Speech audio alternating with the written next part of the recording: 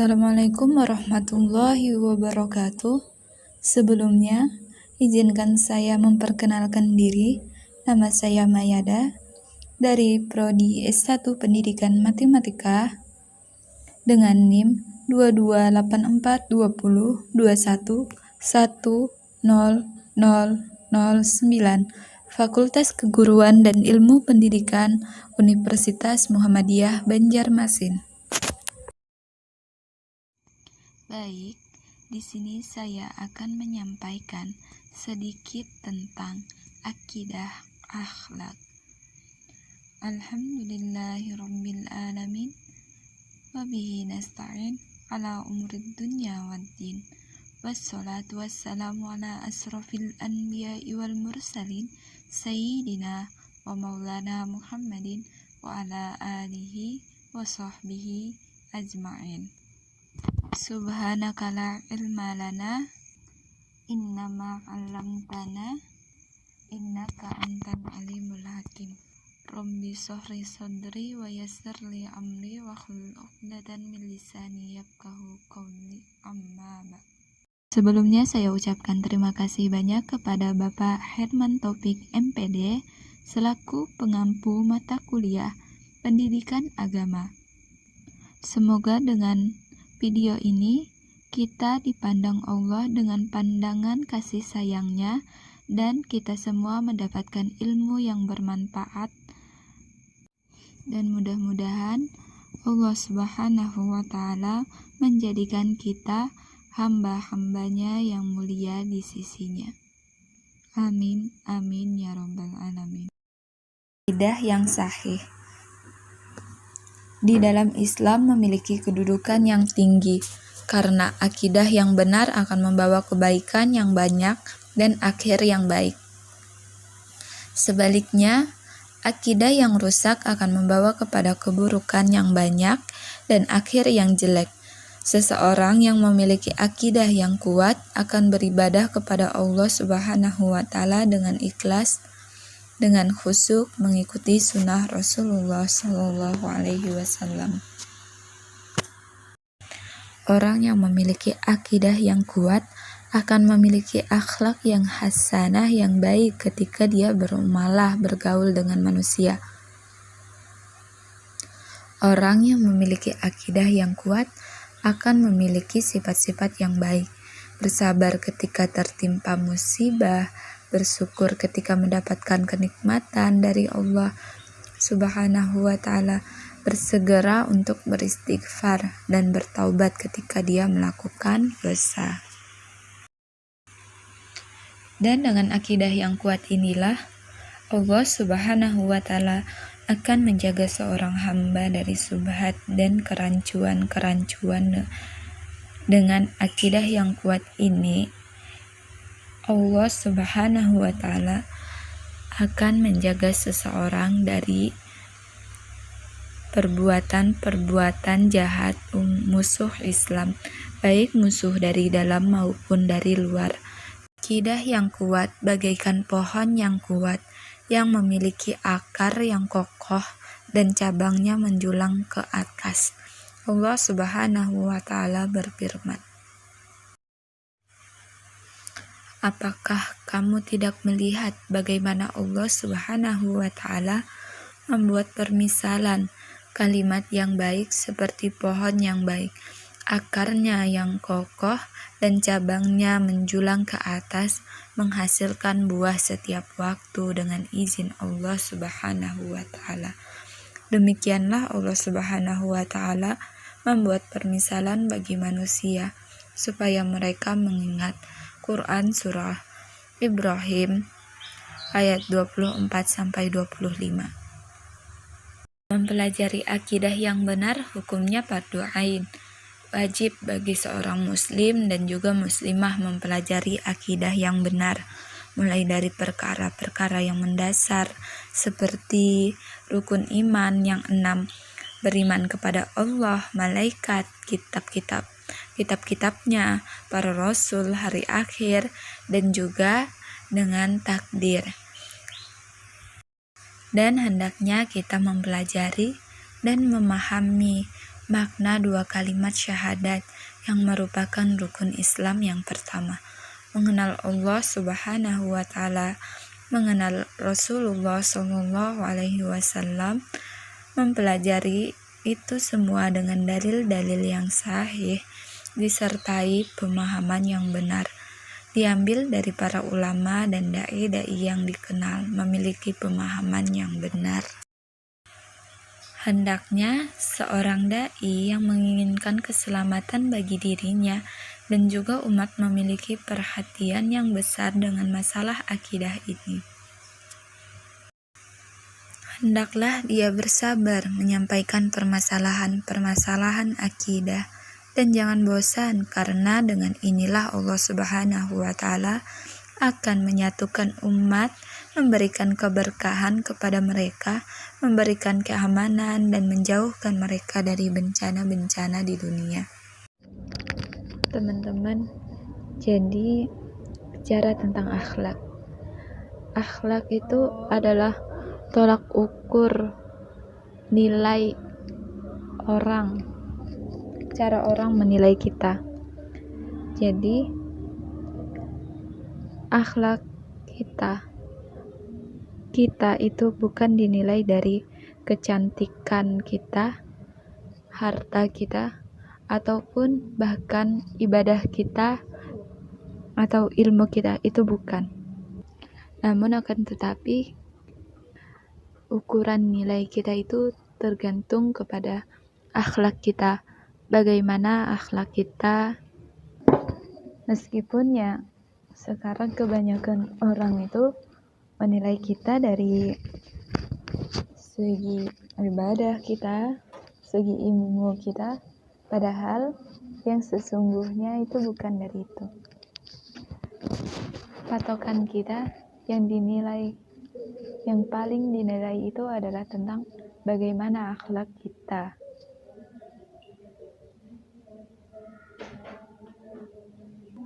Ini ada dua hal. Apa ibadah juga menentukan nilai kita? Jawabannya iya.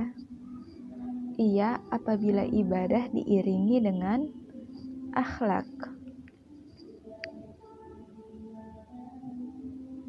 Kalau ibadah tanpa akhlak, ibadah yang tidak diiringi dengan akhlak, itu bagaikan berseso, bahkan bagaikan iblis. Berseso itu orang yang ahli ibadah. Kabarnya nih, berseso itu di sepanjang malamnya dia melakukan sholat, dia ibadah, di siang harinya sepanjang harinya dia puasa, dan ibadahnya itu sampai terkenal di mana-mana, dan dia tinggal di sebuah makbad, di sebuah tempat, di sebuah gua kayak gitu, tempatnya ibadah. Akhirnya setan berusaha mengganggu dia. Caranya dengan apa? Ya ini tadi, caranya dengan akhlak. Jadi setan ini datang mengganggu Berseso. Dia masuk ke tempat ibadahnya Berseso. Kemudian dia bilang ke Berseso, saya ini seorang diri, hanya seorang diri, tidak punya teman. Saya seorang pengelana, tidak punya siapa-siapa. Boleh nggak saya ibadah sama kamu nih Berseso? Kamu kan ibadah di sini sendirian. Terus kata Berseso, iya boleh aja. Akhirnya dia pun tinggal bersama Berseso. Ternyata ibadahnya, Masya Allah, ibadahnya lebih kuat daripada Berseso. Ketika malam, sholat malam, Berseso masih ada ngantuk-ngantuknya. Kalau dia tidak ada. Gak ada kata ngantuk di dia. Lalu Berseso bertanya pada setan, gini loh setan, saya ini dikenal orang sebagai orang yang ahli ibadah, Tapi setelah saya melihat kamu itu lebih kuat dari saya. Gimana caranya? Katanya Barseso bertanya kepada setan. Kalau dipikir-pikir, pertanyaan Barseso ini sudah salah ya. Lalu setan ini menjawab. Dijawablah setan. Jadi begini loh Barseso. Kenapa kamu itu sholatnya jadi masih merasa lemas, masih merasa lelah? Karena kamu itu tidak pernah membuat dosa sebelumnya. Kalau saya dulu itu pernah berbuat dosa yang sangat besar.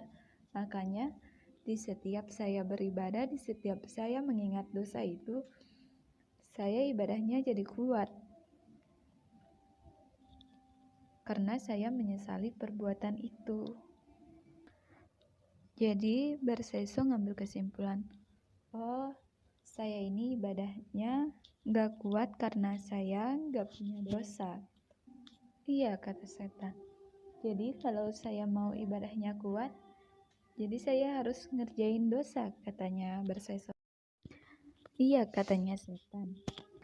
Tapi kalau saya bikin dosa apa yang saya buat?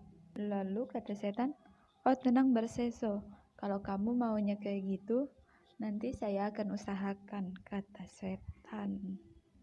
Akhirnya kemudian ada satu keluarga di kampung itu mau bepergian, bingung mau nitipin adik perempuannya kemana. Setan datang ke situ. Daripada kamu bingung, lebih baik kamu titipin aja ke situ, ke Barseso. Dia kan ahli ibadah, katanya setan. Oh iya bener, kata si pemuda itu. Lalu dia titipin deh adik perempuannya ke Barseso. Habis itu mereka pergi sekeluarga. Habis itu anak perempuan tadi dititipkan ke Barseso. Lalu setan ini datang lagi ke Barseso. Kata setan, tuh Barseso, nanti kan mau maksiat. Dia sudah ada di rumah ente. Sudah ana urusin semuanya, katanya setan nih. Lalu kata Barseso, terus gimana? Saya mau ngapain itu? Si anak perempuan mau saya apain, kata Barseso. Ya kamu jina aja. Lah terus gimana, kata Barseso lagi. Ya udah, kamu jina, terus setelah itu kamu taubat lagi. Taubat, kamu benar-benar taubat. Nah itu setan ngajarin akhlaknya yang tidak bagus, yang gak benar.